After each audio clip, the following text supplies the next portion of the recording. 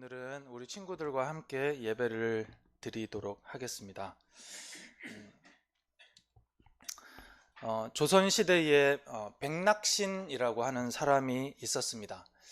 이 백낙신은 경상도에 굉장히 높은 자리에 지도자로 왔어요. 그런데 그 사람이 지도자로 오자마자 너무 많은 사람들이 힘들어하게 됐습니다. 왜냐하면 이 사람이 경상우도 병마절도사라고 하는 높은 직책으로 왔는데 쌀을 세금으로 15,000석이나 걷어들이게 됩니다. 그래서 이 15,000석이나 되는 이 쌀을 자기와 함께 나쁜 짓을 하려고 했던 사람들, 그 사람들과 나눠 가지려고 했던 거예요. 그런데 이 15,000석이 어느 정도 되는지 제가 어제 저녁에 좀 찾아보고 계산을 했습니다. 한 석이 어느 정도냐면 144kg입니다. 그런데 이걸 계산을 해봤더니 조금 가격을 낮춰서 80kg 한 포에 지금 어느 정도 하냐면 20만 원이 훨씬 넘는데 20만 원 정도다라고 계산을 하게 되면 144kg은 한 36만 원 정도가 됩니다. 그러면 15,000석은 어느 정도가 되냐면 54억이 되는 거예요. 근데 이 쌀을 세금으로 걷어들였는데 문제는 이걸 1년 만에 걷어들이려고 했다는 겁니다. 그러니 얼마나 많은 사람들이 힘들어하고 그랬겠습니까? 그래서 사실은 1년이 지나자마자 진주에서 밀란이 일어나게 됩니다.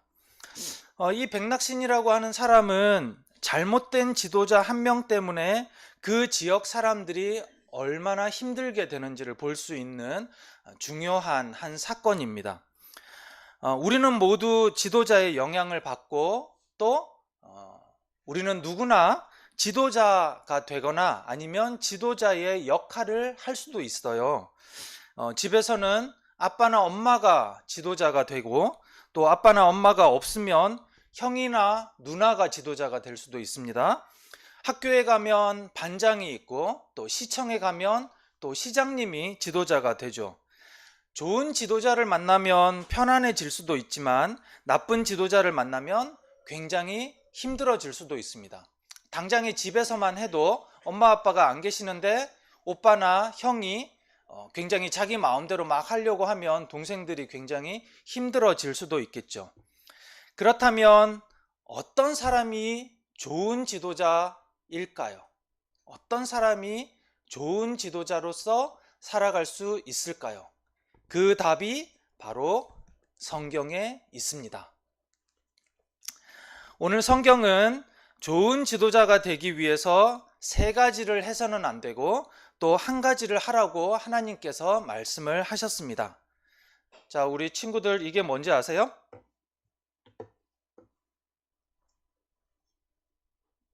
뭔지 몰라요? 네.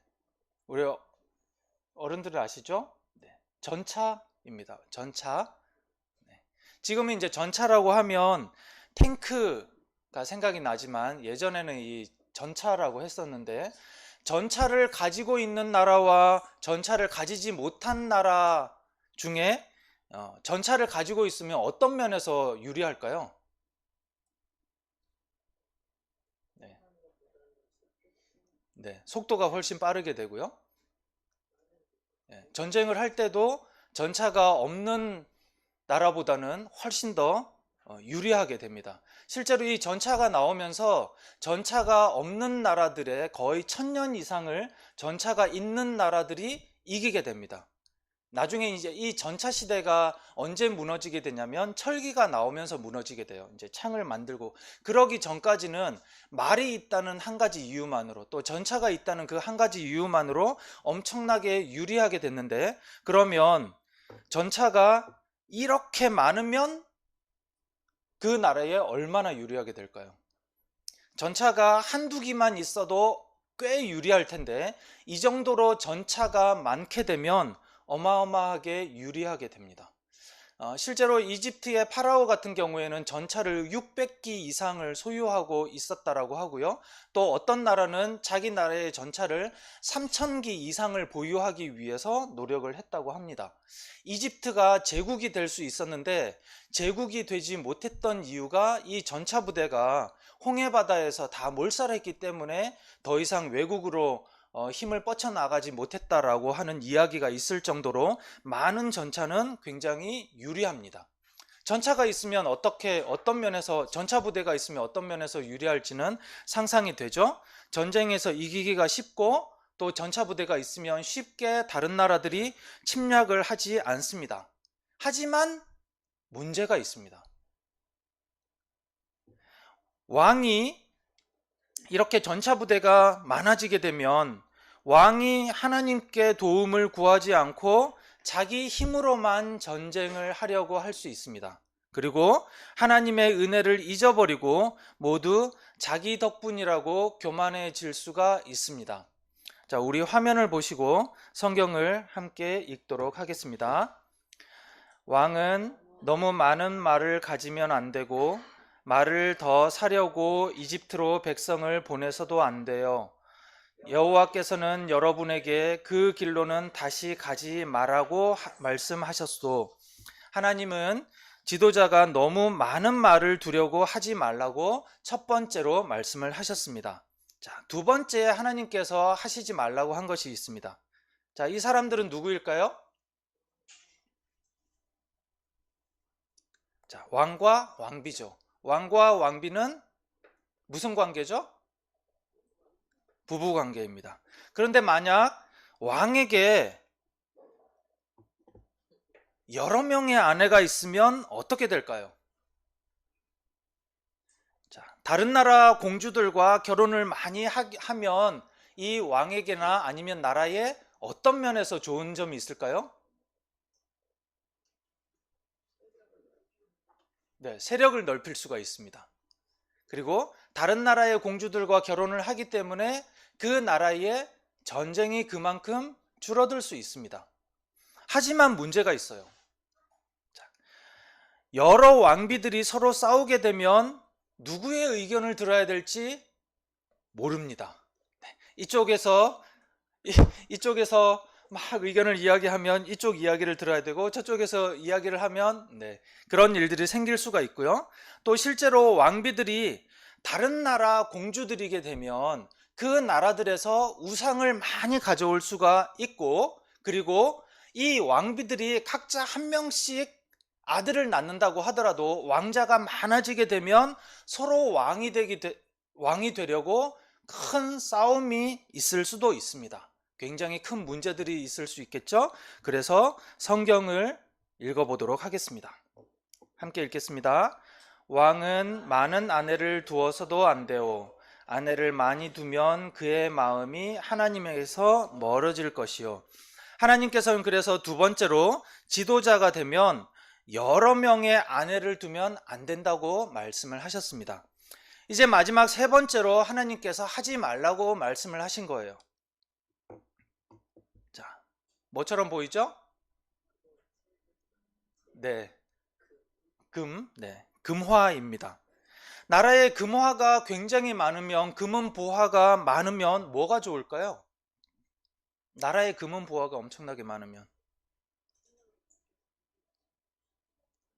네. 잘 안 들립니다.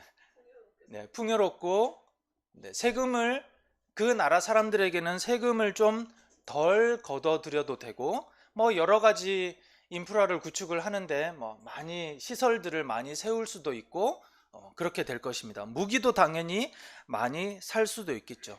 하지만 만약 이 많은 돈들을 나라가 가진 것이 아니라 왕이 혼자서 많이 가지려고 하면 무슨 문제가 생길까요?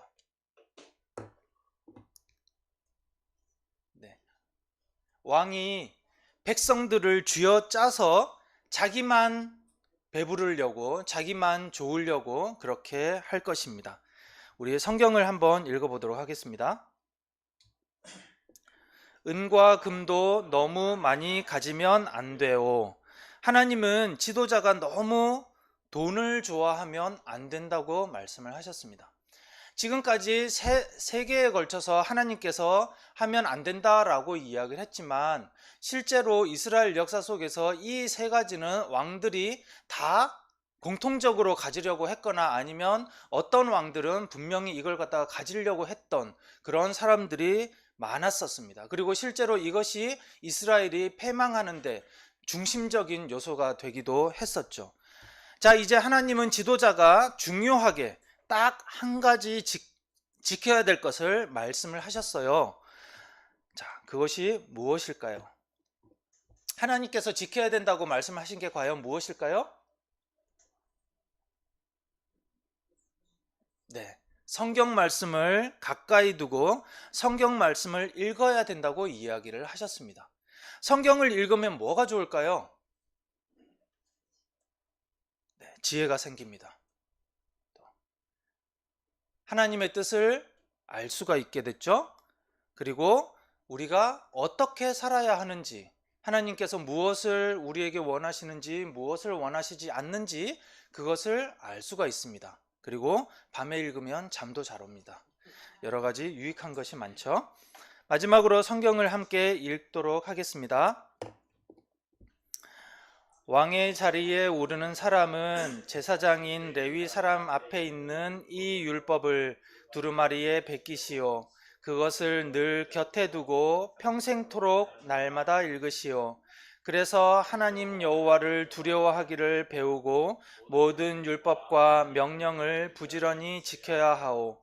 왕은 스스로 교만해지지 말아야 하며 이 계명을 떠나 오른쪽으로나 왼쪽으로나 치우치지 말아야 하오. 그렇게 하면 그와 그의 자손은 오랫동안 이 나라를 다스릴 수 있을 것이요. 아멘. 네. 우리가 좋은 지도자를 선택할 수 있는 지혜도 필요하지만 또 더불어서 우리는 언제든 지도자의 자리에 설 수 있습니다. 꼭 왕이 되거나 시장이 되거나 이런 자리에 있는다고 해서 지도자가 되는 것이 아니라 처음에 말씀드렸다시피 가정에서도 충분히 지도자가 될 수가 있고 친구들 사이에서도 지도자가 될 수도 있습니다. 지도자의 역할을 하는 사람은 언제든지 내가 하나님 앞에서 내가 지도자의 역할을 맡았기 때문에 하나님 앞에서 좋은 지도자로서 서기 위해서 노력을 해야 되지만 동시에 지도자를 옆에서 보는 사람들은 지도자가 좋은 지도자가 될 수 있도록 옆에서 늘 경계하면서 함께 노력도 해야 되는 것이죠.